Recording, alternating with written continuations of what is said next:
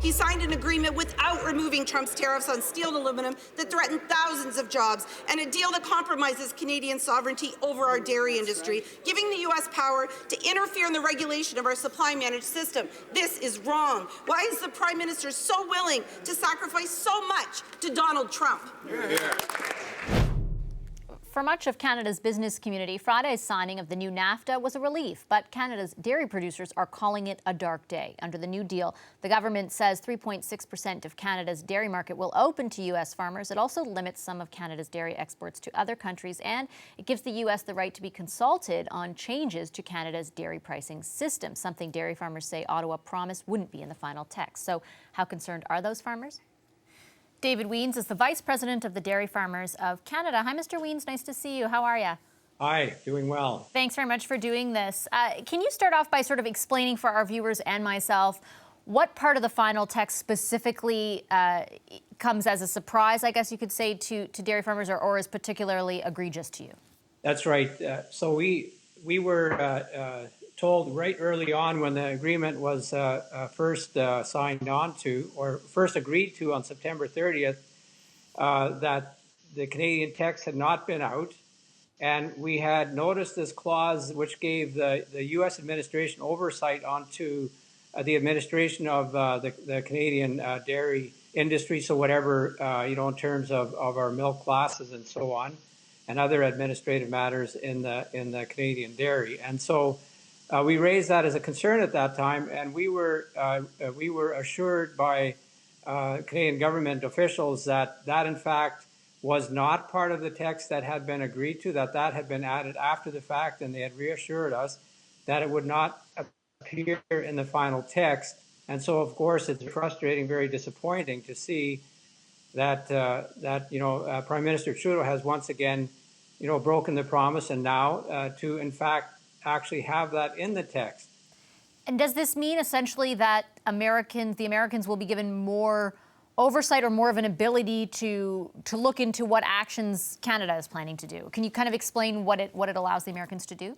So what happens now is any changes that we make in terms of the administration of the Canadian dairy, like milk classes and so on, all of that, especially the more significant changes that we would have to make, would have to go to the U.S. administration for oversight. In other words, they would review it. And certainly we don't see that the U.S. wants to have this included just in a frivolous way, just as a nice to have.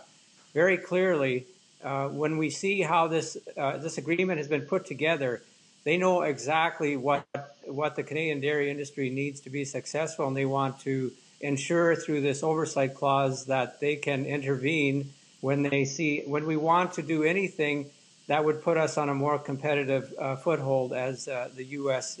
Dairy industry itself. Because remember, this agreement has a clause in it which specifically has the surcharge to exports. In other words, the U.S. administration does not want us to compete against the Americans in any world markets into the future. And let me just be clear, when you say Canadian government officials provided you with assurances that part of the agreement would not be in the final text, did you think that nothing that you just described was going to be in the final text? Were they explicit in saying that it wouldn't? And have you heard from them since?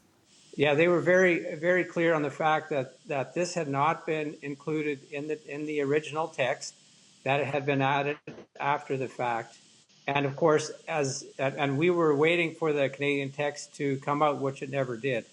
But now that it has come out, obviously, we see that this clause is in there which gives the U.S. administration oversight into the administration of our industry. And have you or anyone else in your organization heard from the Canadian government since that? We have raised it with various officials, and so we still have not heard, except that there is they are tending to downplay this oversight clause within the agreement, and yet we know very clearly that the U.S. has very specific interest in wanting this. The U.S. administration absolutely insisted that this added feature be continue to be in the agreement, and so there's a very clear indication that they want very close oversight into, how we move forward in Canada in terms of the Canadian, our dairy industry. So it's very frustrating to see that this is an example of how our government's given up sovereignty when they allow other countries to actually have direct oversight on how our policies might work in the future. Let me play devil's advocate for a second, and I understand this is, of course, a very personal issue to you, but there are a lot of people looking at this agreement with a sigh of relief that at least there is an agreement, that we'd be subjected to tariffs on so many other aspects of our economy. Do you have some understanding, I guess, of the government's position, and that they had to give some, unfortunately, in the area that you're most affected by, in order to secure a deal overall? Well, it's very disappointing for us to know that the government has decided that they would not support and defend the dairy industry as they had said they would earlier on. We were an industry where there was investment happening both at farm level and at processing level.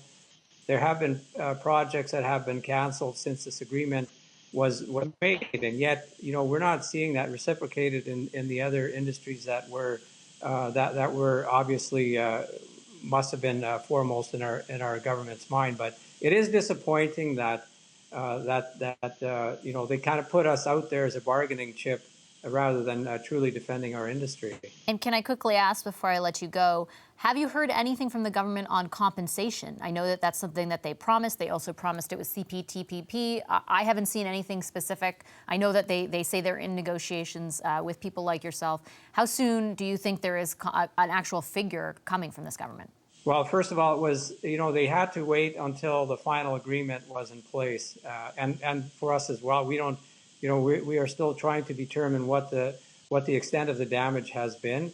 There's been some very, very brief discussion on that, not anything yet. And it's a bit problematic that, I know that the Prime Minister has said that, they will make good on what was lost to the industry, but yet at the same time, there doesn't seem to be a really good in-depth understanding of the damage that has been done to the dairy industry, both at the farm and processing levels in this country.